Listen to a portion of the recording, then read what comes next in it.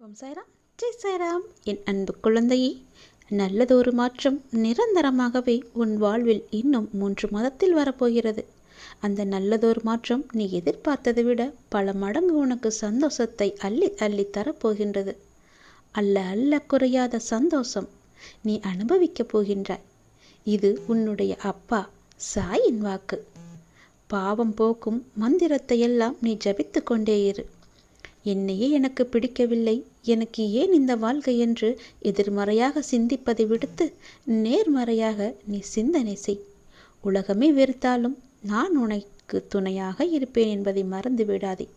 உன்னை எனக்கு மிகவுமே பிடிக்கும், ரொம்பவே பிடிக்கும். எனக்காக என்னுடைய குழந்தை மகிழ்ச்சியாக வாழ வேண்டும். அதுவே என்னுடைய ஆசை. என்னுடைய ஆசையை நீ நிறைவேற்றுவாயா? என் தங்கமே, சில துன்பங்கள் பிறரால் வருவது, ஆனால் பெரும்பாலான